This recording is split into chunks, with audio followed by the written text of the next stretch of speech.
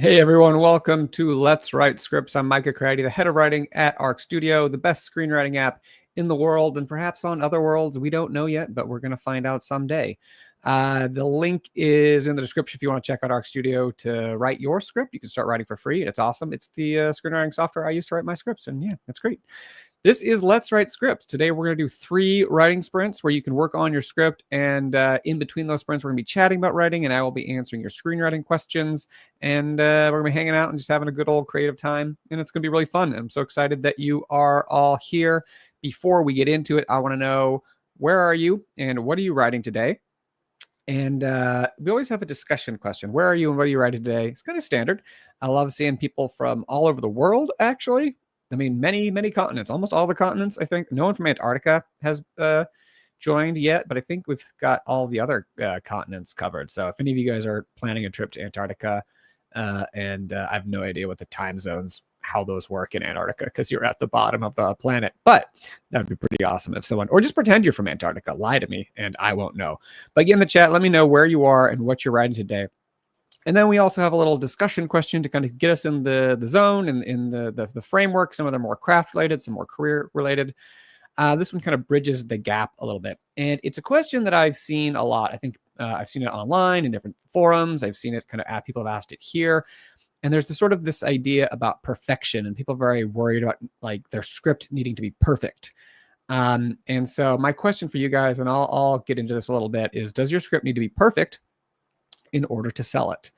I'm curious to hear y'all's thoughts on that. And again, I'll share my opinion on this matter shortly. If you are feeling it, please like this video, subscribe to the channel, and turn on all notifications to get more of our content, because we do a lot of stuff here on the YouTube channel about screenwriting. And yeah, I love sharing this stuff with you guys. And then, of course, during the second break, so we'll do the first writing sprint, take a break and talk. We'll do the second writing sprint. And during the second break, I will show you the sandwich of the week. Every week, I show the best looking sandwich that I've made, or maybe the most delicious. You never know. But we're a big pro sandwich community here at Let's Write Scripts, and they're works of art. Really, I put as much care into my sandwiches, sometimes more, as I do in my writing. So I'm glad that I get to share this sandwich with you, because it's a nice one. It's a really beautiful sandwich, and it's an art. Let's see. So let me answer these questions myself here. I am in Los Angeles, and yesterday was in the 90s, and it's not today, I don't think. So I'm hoping that like that was the last 90s like of the year, of the calendar year of 2025, because like I need it to be cooler now. I can't handle it this year. It's too much. I think we're actually technically in autumn now too. So like, let's make it official by not having more 90-degree days, is what I would say. What am I writing today? So there's this feature that I've been working on for so long, off and on. And the problem is that I love 90% of it. And I've struggled with this last 10%, kind of locating exactly where it is and what the issue is with it. And I think I may have cracked it. It's sort of like page 11 to page 14 of my script. Like I really like my first 10 pages, and then I like where it goes. But there's this kind of transitional moment between the opening as we launch into the story that is just, it's not clicking. And I think I may have kind of put my finger on why and figured out a path forward to sort of keep up the energy. Because it's like some cool things happen, and then there's just this moment where everything stops. And like momentum is something really important in pacing in scripts, where you need to be very careful with like where the rests are and like why they're there. And it's like, basically this is a point in my script where there should not be like a rest. Like it needs to be moving forward. The energy needs to be picking up. And I think I figured out a way to sort of do these things. So that's going to be what I'm personally going to be working on today. And so I'm kind of excited about this, because it's like, I think it means I'm almost done with this thing, which, look, sometimes scripts like just go on for a long time because you believe in them and you know what they are and you get close, but like you're just trying to figure out that last little bit, because it's so hard right now, which actually kind of ties into this question: does your script need to be perfect in order to sell it? It's very difficult. I don't want to lie to you guys and say like, oh, the industry is fantastic, everyone's selling everything. Like it's hard. And so you really need to be doing, your best work. And maybe that's a transition here in order for me to answer this question. Does your script need to be perfect? And I will say, I totally understand that feeling, especially because it's so hard to break through, that you feel like it has to be perfect for it to be, your chance. And this is something we've talked about. You might have heard me talk about this on previous episodes of Let's Write Scripts. But I think the thing is that when it comes down to, does a script need to be perfect, it's the wrong question. Because if you think about kind of how the industry works in terms of like relationships, and there's all these like executives and producers and everyone, agents, managers, and they all know a lot of writers. They know so many writers with tons of experience. So it's like, if they're looking for a script that's like perfect in some sense, why would they need you? They know they have a Rolodex. That's an old-fashioned word for their contacts. They have a Rolodex full of writers. Back in the day, there used to actually be a thing on people's desks with all their contacts on. It's called a Rolodex. Now it's just their contacts in their phone. But this used to be a physical thing. But anyways, metaphorically, their Rolodex is full of experienced writers who can do this perfect thing, right? They have more experience. They can write a script. But that question, why do they need you? It's not like a discouragement. It's actually a way forward. Because why would they need you? They would only need you if you have something unique to offer. A new voice, a new way of looking at the world, a new kind of story, a new way to tell a story, a new twist on a classic standard kind of story. That's what they need, right? They don't need something that's just like, yeah, it's important to like make your script look vaguely professional. And like, you want your formatting to be right, which is why you can like use Arc Studio and other, or another worse screenwriting software if you want. But really what they're looking for is like an original story, an original voice, because that's something where if they like it, they can only get it from you. If they like the original, unique, interesting thing that you got, all the other writers in their Rolodex are useless, right? They have to use you. And so that's kind of what people are looking for. They're not looking for a perfect script, because there are just plenty of scripts that are like technically perfect or, whatever that even means. But like, they're looking for something unique, something new, some sort of ingredient, some like perspective, some way with words, some kind of thing that's you. So yes, format your script correctly, take time, to understand what you're doing.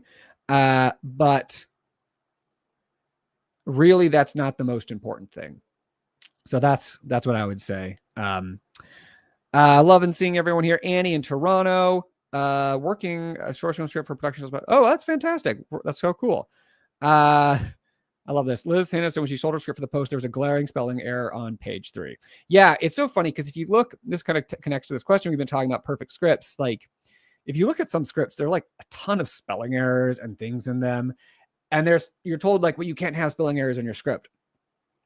And one of the reasons you get a lot of that advice, like you can't have spelling errors in your script, you can't have all these things, is like, yeah, it all kind of like can lean towards it feeling amateurish, but it's much easier to say what not to do, or like to tell you formal things than just to like how to write an amazing script, because like you can't exactly teach that, like it's not like there's a formula, like people can sell formulas. So it's easier to say like, follow all the formatting rules, don't make spelling mistakes, because those are things that are like controllable. So that's kind of why people like focus on those things. And like, yeah, if there are a ton of spelling errors on the first page, people are going to be less likely to flip the page. But if they love the story and characters, they're going to kind of ignore them. So it's like this tipping thing, right? Where it's like a multi-axis graph or whatever, where like the better your story is, the more errors you can have, kind of, right? And so it's like kind of thinking about like balancing those. But it is funny that like, yeah, lots of people do have that. Paulo from Mexico. Hey, welcome, man. Not a writer exactly, just exploring. This is something I want to do. I mean, look, if you're a writer, if you write, like if you write, you're a writer. That's all it is. So if you love it, if it's something you want to do, that's awesome. But I hope you have a good time. If you have any questions about screenwriting, later in the show, after the first writing sprint, I'll be answering more questions. Yeah, I'm so glad you're here, man. And I hope you have a great time. Tessa in Studio City, I think the pursuit of a perfect script is potentially disastrous. Most writers I know are perfectionists, would never turn anything in if that was the case. Ooh, that's another really important thing. Yeah, I'm glad you mentioned that. If you're chasing perfection, I think that can also be, one, disastrous in the sense that you're right, you will never finish. But two, it can be a defense mechanism where, as long as you don't send it out, you're not getting rejected, right? It's still real, it's still pure. And so you can use sort of perfectionism as an excuse, as a defense mechanism, to be like, well, it's not perfect yet. It's not perfect yet. I have to wait until it's perfect. And then you never send anything out because you never put yourself out there. So you also need the bravery at some point to put yourself out there. Cash, welcome back from Arkansas, working on a web series type show. I'm working with the whole perfect thing right now. I say no, it's paralyzing. I've heard Alan Moore say that never be satisfied at the work. Yeah, you never be satisfied with it, but like you need to finish it, And I think like a lot of times the never being satisfied could mean in the next project pushing yourself forward. Like within individual projects, there comes a point where like it's done or it's kind of not done. Like that can take a long time. Like I just said, I've been working on this feature that I'm working on right now for a long time. But at some point, it's like you're done or you're not, But then when you go on to your the next project, you need to not be satisfied and like push yourself. Because there's another problem here with like you're satisfied with your work. Sometimes people will write one script and then they're just like, well, I did it. Now let me be famous and I've done it, But like that also can be a trap, because if you only ever write one thing, you're never going to get better, and you're kind of like a lot of times the screenwriting is kind of in some ways like the lottery. It's not purely a lottery, but in some ways it is. And the more you write, the more projects you finish that you're proud of, it's kind of like you just keep buying more lottery tickets. It's like it's just increasing your odds a little bit. Diamond from LA, work on your beat sheet. So glad you're here. James in North Jersey, finishing second draft of work for hire. Fantastic. Feel has to be marketable when you're trying to sell. Fine tune to come later. Yeah, no, that's true. And it's also like, and working for hire is a different kind of animal, because it's not just for you that you're doing this. You have to also take in mainly like you're doing a job. You're doing a job for money, and so you're like have to sort of deliver on things, and you just kind of have to do it too. Like you can't have a perfect script. Because like you have to move forward. Amy's having a gorgeous day in Portland, Oregon, making progress on your second script, rewriting scenes by scene to achieve a full vomit draft. Fantastic. So glad you're here. John's also in New Jersey, re-editing an old script. Perfect sell. Both are unlikely. I mean, everything's unlikely, man. But if you love it, if you're focusing on the process, that's great. Diamond, just perfect. I feel like that's a succinct response of your feelings on the questions. Pamela, hey, welcome back from New Mexico, working on your pilot, a comedy, need the humor, very sad at the moment, suffering from recent loss. Oh, your cat, I'm so sorry. Perfect. Yeah, no, perfect doesn't exist. I'm so sorry about the loss of your cat. I know as someone with pets, like they're so important to us. I have two pups.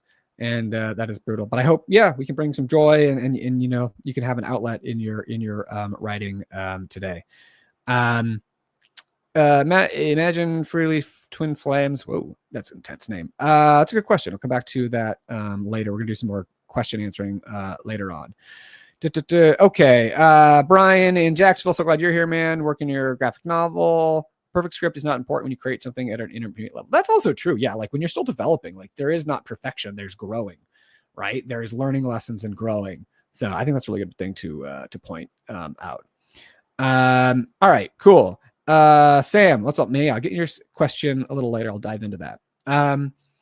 So what we're going to do is we're going to do the first writing spread. So if you're new and you're like, well, what exactly is this? How does this work? I put a timer up on screen. It counts down. Play some chill vibey music.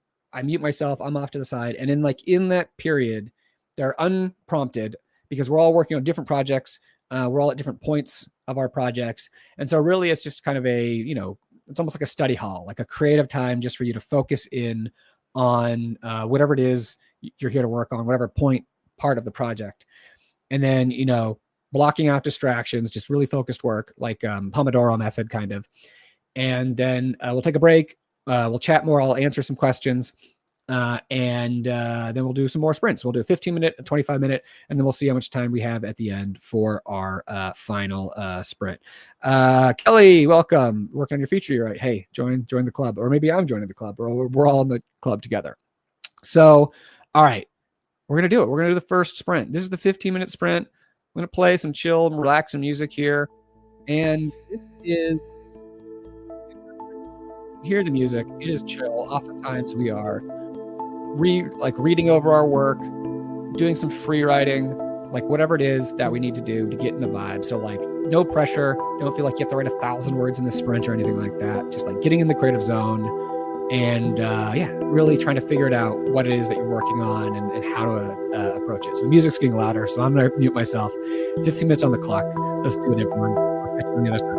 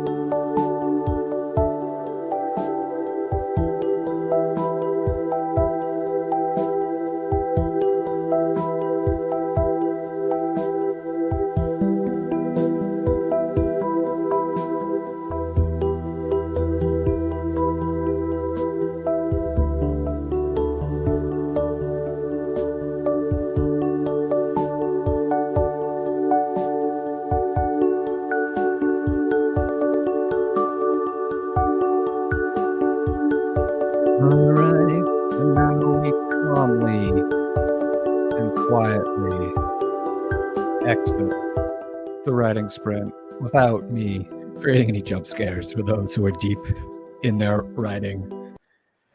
If you joined during that sprint, welcome to Let's Write Scripts. I'm Micah Craddy, the head of writing at Arc Studio and a WJ screenwriter. I'm so glad you're here. Arc Studio is the best screenwriting software I think there is.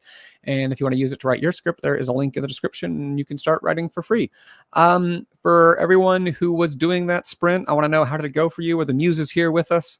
Are they blessing your fingertips with their presence? Or were you typing away, or are they still stuck in traffic? Have they not arrived yet? Let me know how it went. And if you were struggling with anything, was there anything specific you were dealing with? Any problems or questions maybe that have come up that you want to ask, or just more general kind of questions about screenwriting? Feel free to ask them in the chat. And if you're new, welcome. Or if you joined during that sprint, welcome to Let's Write Scripts. Again, that was the first writing sprint. We're going to chat a little bit. I'm going to answer some questions, and then we're going to do 2 more writing sprints. Yeah, it's going to be awesome. The creative vibes, I feel like, are already flowing. Had a good start, so I'm excited to keep going into it. Amy is on a roll. So glad that you're here. Wakey, first time, long time. Here from the UK. Try to catch as many as I can and love your sandwich. I'm currently scripting heroic fantasy graphic novel on ArcStudios. Awesome. So glad you are here. That's great. And I'm glad that you love the sandwich segment, because we got a good sandwich here. All right. Tessa has muses are sort of here, 1 foot in, 1 foot out. Look, sometimes the muses can be a little skittish. Like the other day, I was walking my dogs, and there was a loose dog in the neighborhood that these people were trying to chase because the owner had like passed out and this dog had escaped, and the owner was getting taken away with the paramedics, and this tiny little chihuahua was running around the neighborhood terrified. And we were all trying to catch this dog, and like it needed to be caught, but it was very scared and it was like snapping at us, and like it took forever. Literally, it took like half an hour to catch this dog, but we finally did. And literally, I had it bundled up in this woman on the streets like zip up hoodie, like a sack. Like it just, yeah. Anyways, it was that. But my point is, sometimes muses are like that. Sometimes muses are skittish, and you have to kind of corral them, and sometimes they even want to bite you. So I understand that. A question here from Tim. Get to that in a second. John, surprised at what he'd written and happy. So great. Kyle, worked great. Thanks for the tunes. Awesome. Yeah. Cash, able to combine a short 2 segments into one. Nice. Make it a little shorter. Oh, fantastic. All right. So some questions that I want to get into. I think this was Sam said, and this was kind of before the sprint. Where do you meet filmmakers or potential kind of collaborators, all these kinds of people in real life?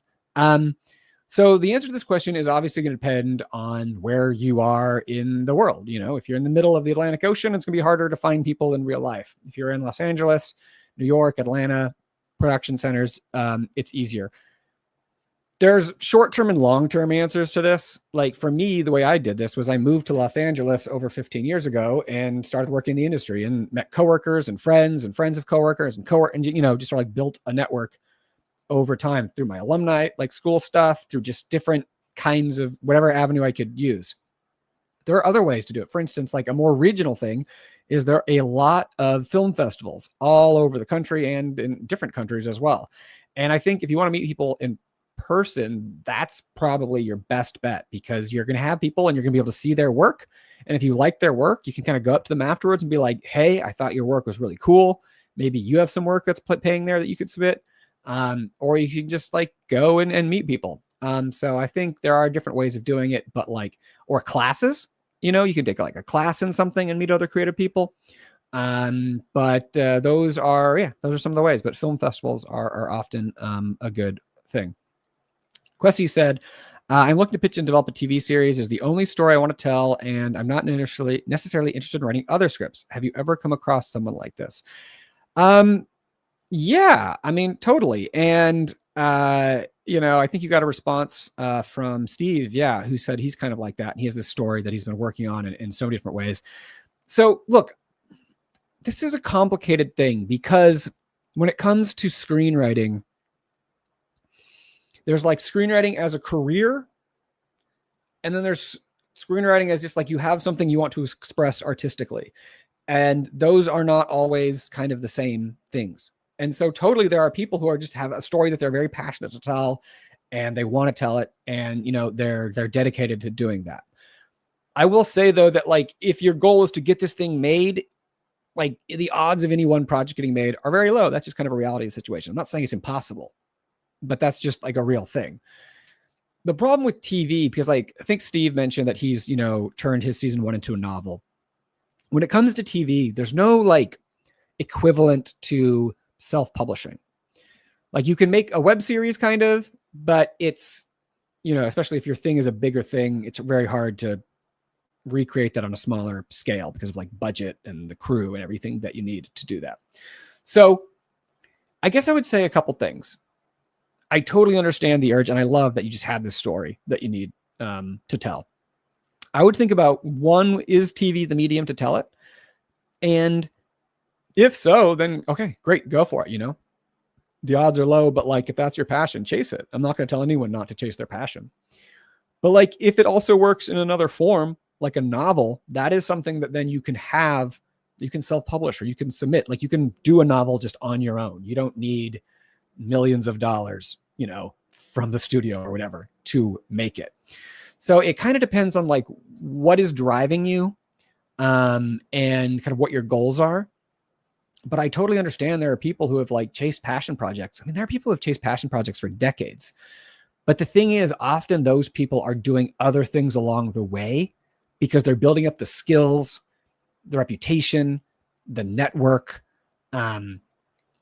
in order to then someday bring their passion project to life, if that makes sense. I think that kind of should make sense logically, right?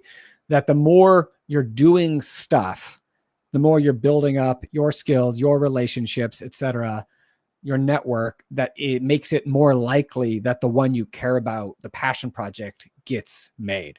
So it's hard just to give like one answer. It's kind of, you kind of asked an open-ended question. So that's like a real thing. I totally get, but I hope maybe kind of some of what I said can maybe help you kind of think through what your, you know, your approach is to this.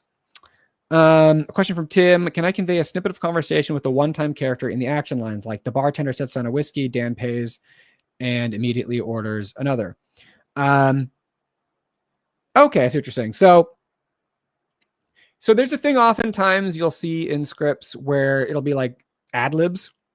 So people walk in and they ad lib greetings, and it's kind of like that. But I would say this is a missed opportunity because, like, how does Dan order the other? Like, if the bartender sits on a whiskey and he's immediately another, like, how he does that, in my mind, says a lot about the character. Like, is he kind of being playful about it? Is it just like, you know, robotic? You know, is it like just he's like about to crack? You know what I'm saying? Like, there's a lot of ways in which if a character is drinking one and whiskey and immediately ordering another whiskey, they're going through something. And I think the dialogue can give a little shading to what it is that they're, you know, what words do they use? How do they say the line?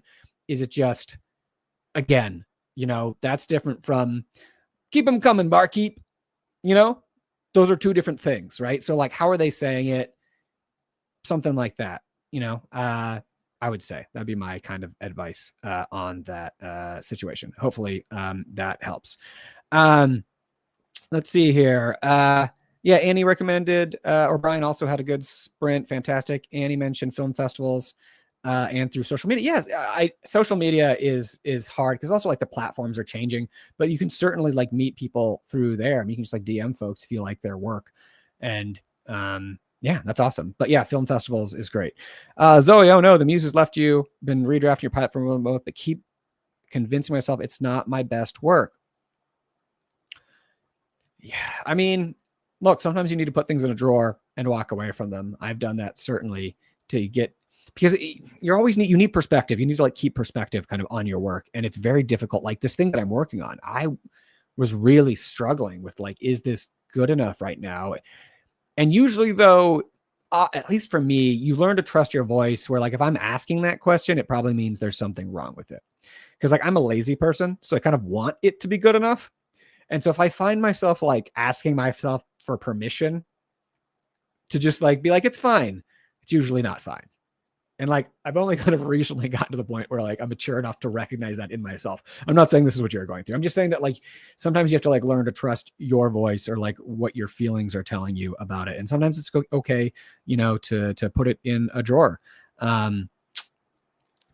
Kelly, struggling with a very long scene, meant to be a short as a oneer, and it takes place in various rooms of my house. Any ideas how to make it more reader friendly? Skip the oneer idea. I mean, I think you can like make it read, like, you know, you can do like bullet points, kind of like a series of shots. You don't have to do like full scene headings, interior house, bedroom, cut to, you know, continuous interior house, blah, blah, blah. You can do like bedroom, like a slug, just like cat, bedroom, hallway, you know, like those kind of things can make it flow faster and kind of shows that there's like a continuous kind of movement to it. Short sentences can help. If you're filming it, then like the oneer thing, I don't know if I would really put in this as like a oneer. I think I would just try to make it feel and have the flow that I want it to have. But like, there's a thing where there's a balance to how much you want to direct on the page, and like telling someone this is a oneer, unless you're directing it, is, I don't know if I personally would include that. I think I would just try to make it have the flow that I picture it in my head and make it feel kind of continuous versus like actually specifying it. Yeah. All right. Oh, this is another thing, Zoe, about feeling struggling. Steve, I'm glad you said this. Have you gotten any feedback? My writer's group is great at pointing out others in the right direction, saying what's working, what's not. Yeah. So Zoe, just kind of like connect this back to what Zoe was saying about convincing yourself it's not your best work. Yeah. At some point, like you do need to get other people to look at it and give you feedback because you can get kind of lost in your head. So like, I would recommend that. I think that's a good point, Steve. I'm glad you mentioned that. Fantastic. Oh, I like this from Andy. This kind of question. I started writing only last year to pursue my passion project like you, and within a year, I made plenty of connections through social media and film festivals to get my project going. That's great.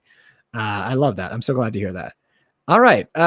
Juno joined late. Glad you're here. All right. This is fantastic. All right. Let's take this energy and move into the second writing sprint. So this is the 25-minute writing sprint. We start with the 15 one to get warmed up. Then we get into the 25 minutes writing sprint, the Goldilocks writing sprint, because you're not too tired and you're not too. I always struggle with like the second part of this. You're not too tired, but you're warmed up. I need a better not too tired, not too confused or like scattered maybe or something like that. I don't know. If you have something for me,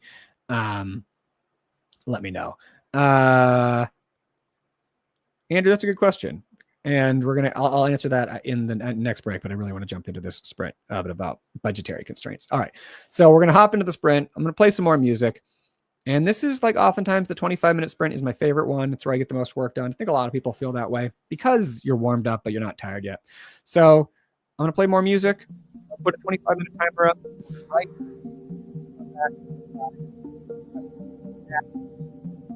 Celebrate our creativity together. I love this communal space that we have. But for now, let's try to lock in 25 minutes on the clock. And let's do it. Let's write, y'all. Catch you on the other side.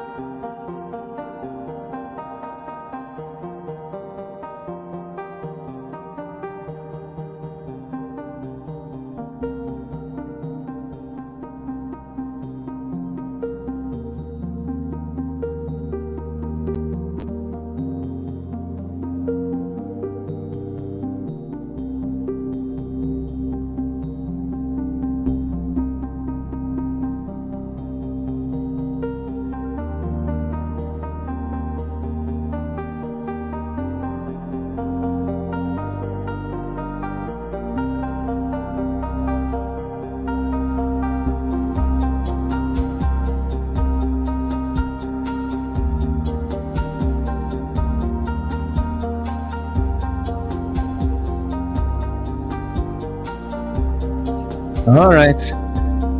That brings us to the end of that writing sprint. Sorry, I was in it, which means it's going well. Always never apologize for missing the end of a writing sprint because that means my writing's going well. So just live with it.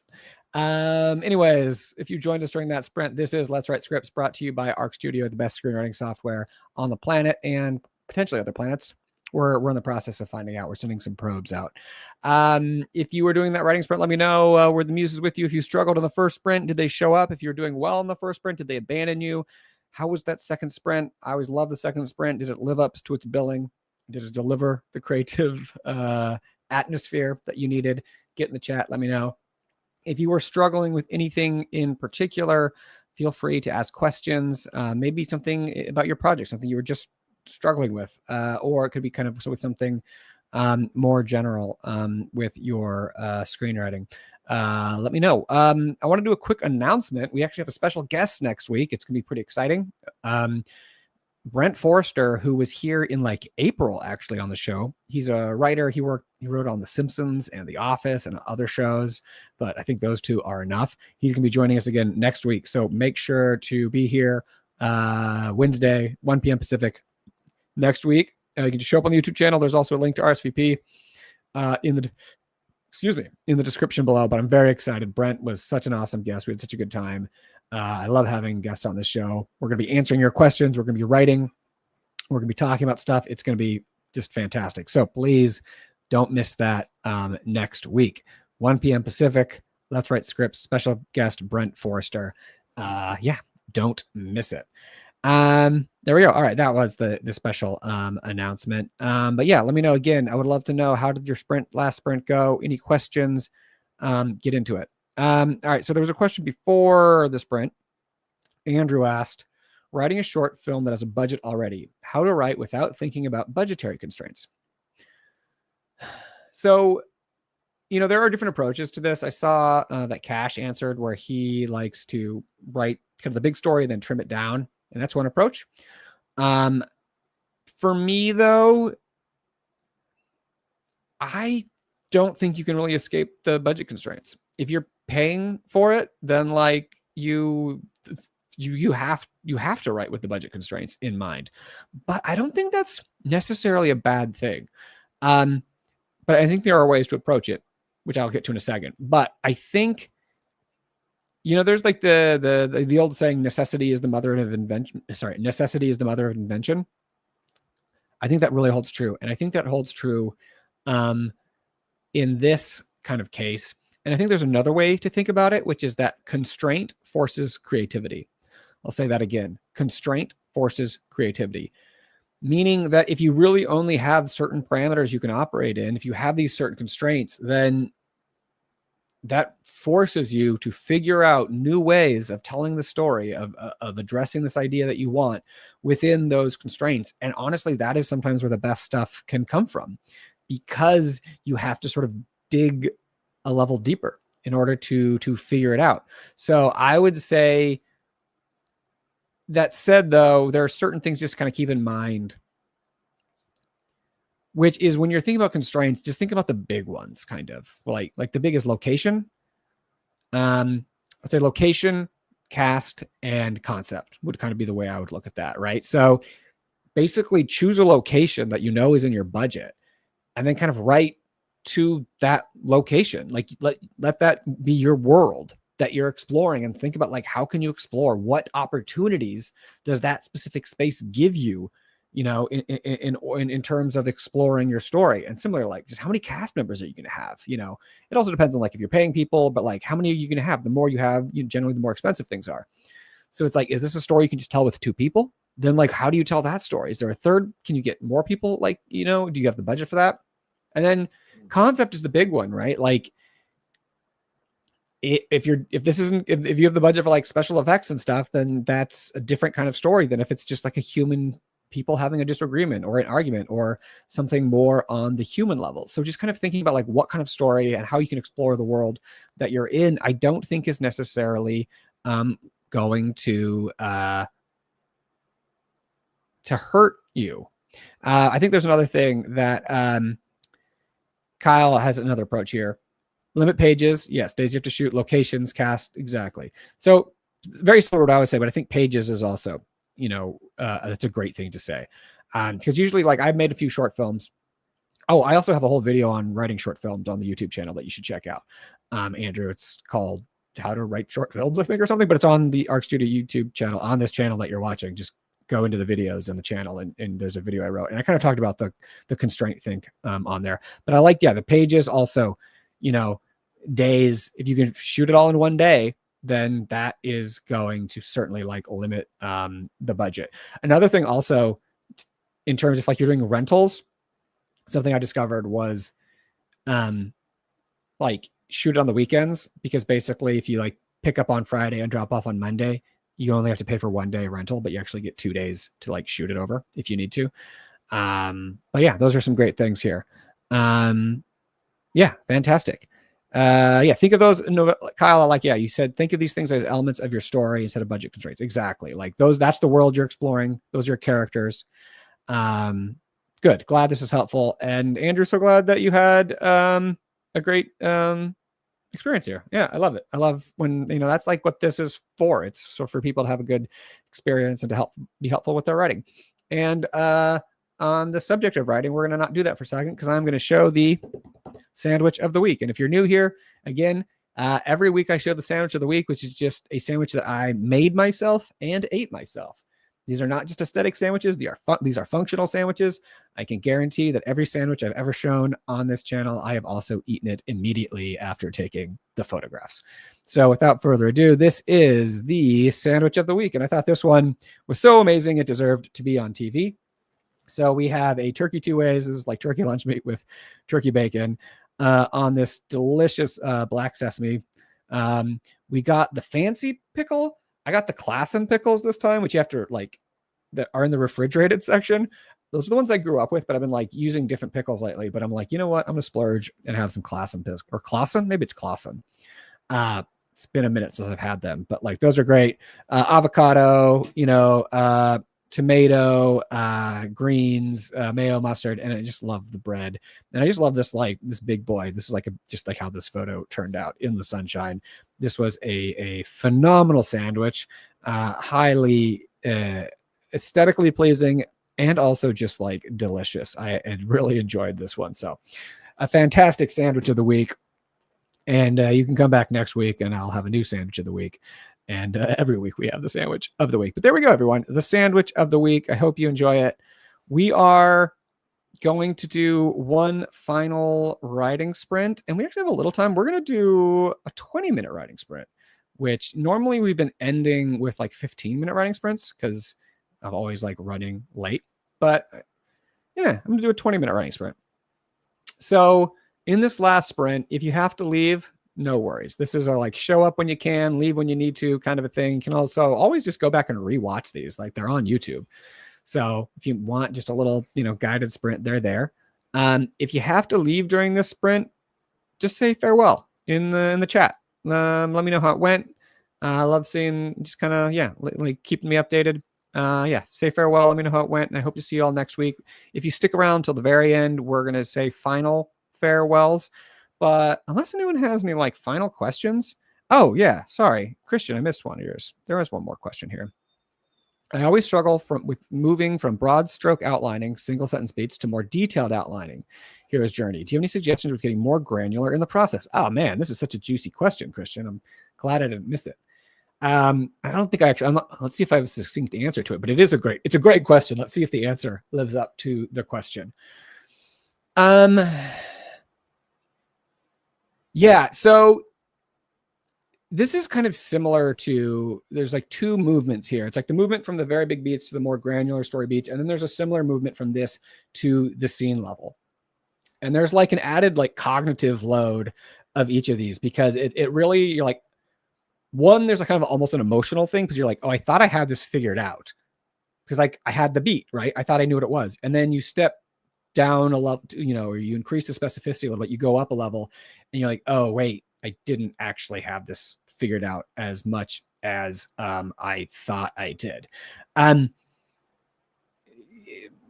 terms of process, free writing about the beats is really helpful. Um, what is this beat? Why am I doing it? What's interesting about this beat? Like, how's the best way to approach this?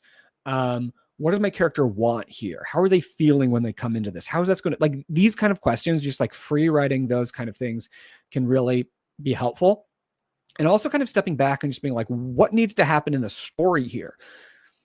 And I'm going to kind of maybe talk about this a little bit in terms of scenes, which is that like it has a purpose in your story, right? So you're thinking like, what is the purpose of this? Why is it in my story? What does it need to accomplish? Because these are like functional units of story, right? Like it's not just random stuff that's happening. Like there's a big picture here. So thinking about like, what is the point of this? And if you think about like what the point of it is, then you're like, okay, now I need to know, I know what I need to accomplish with it. I know why it's here, what it's supposed to be doing. I can break down, how do I do that? So I think honestly, that can just be helpful. Just be like, even thinking functionally, what's the purpose of this in my story? What do I need it to do? And then connecting that with the character. It's a very big question. So I don't know. I don't think I fully answered it, but I hope that helps a little bit, just like in terms of kind of like how you can approach it and break it down. And then obviously like linking things, like thinking about how the beat before got you here and how where you are right now is going to like take you to the next beat is also very helpful. And you can, but and therefore are great ways of thinking about linking your story beats, right? Instead of like this happens and then this happens and then this happens and then this happens, you can say this happens, but some sort of complication occurs. Then therefore this happens. So instead of like a procedural thing, like a sequential kind of thing, it's just like this happens, but this, therefore this, but this happens. So you're kind of having these complications and the consequences of those complications help you link those stories together. Okay, cool. And all right, now that I answered that question, we actually used up the time I was going to do in the sprint. So now we're going to do a 15-minute sprint again. Which I kind of thought we were going to do. All right. So I'm going to start 15 minutes on the clock. If you have to leave, no worries. I understand. So glad you were here. Again, special guest next week. Brent Forrester's going to be on the show. He's a writer for The Simpsons, The Office, did a lot of other stuff. Amazing guy, great writer. And yeah, he'll be on the show writing with us and answering questions. And yeah, it's going to be awesome. So yeah, 15-minute sprinting, 15-minute writing sprint. We're going to launch final writing sprint. To leave, say farewell in the chat. Let me know how it went, and I hope to see you next week. But 15 minutes on the clock. Try to just like stay locked in on this one. Stay locked in. Just give it this last little bit of focus before you go on with your day. You set this time aside. I feel like I'm like a jazz, doing a jazz prelude right here. You set this time aside, so really take advantage of it with this last 15-minute sprint. Let's do it.